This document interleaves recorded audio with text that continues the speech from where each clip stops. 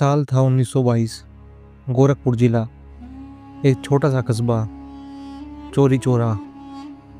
कोई नहीं जानता था कि आज का दिन भारत की आज़ादी की लड़ाई को एक ऐसा मोड़ देगा जिससे गांधी जी भी हिल उठेंगे और अंग्रेजी हुकूमत कांप जाएगी।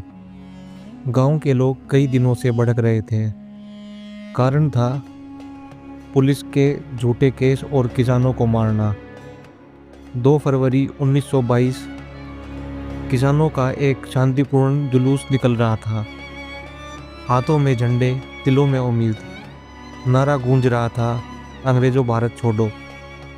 लेकिन शांतिपूर्ण जुलूस की किस्मत में शांति कहाँ थी। जुलूस थाने के पास पहुंचा ही था कि अंग्रेजी अफसरों ने कुंठा में आकर लाठीचार्ज का आदेश दे दिया। लाठी चली, गोलियां चली और भीड़ में भगदड़ मच गई। कई लोग घायल हुए। एक किसान जो अपने बेटे के साथ आया था, खून से लथपथ वही गिर पड़ा। उसके टूटे हुए शब्द, हमारी क्या औकात है इनके सामने, भीड़ के दिल में आग बनकर उतर गए।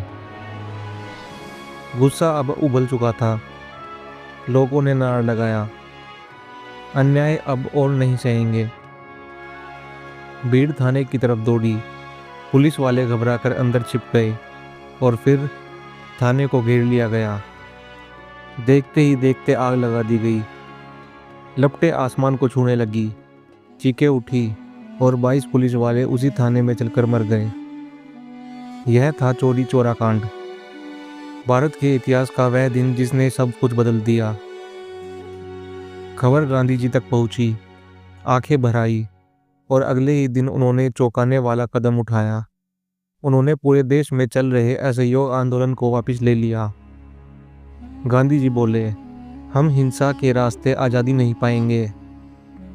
यह सुनकर देश भर में हलचल मच गई। कई नेता नाराज हुए, कई आज़ादी के सिपाही टूट गए।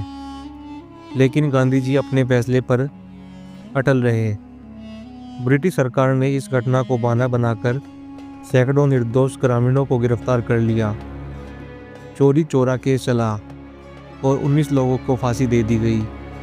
कई को उम्र कैद हुई।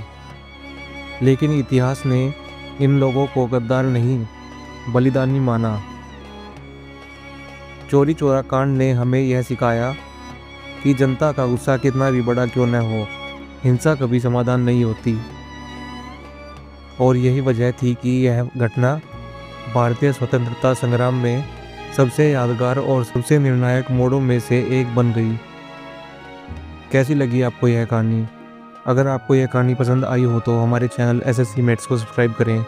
मिलते हैं ऐसी ही अगली किसी कहानी में।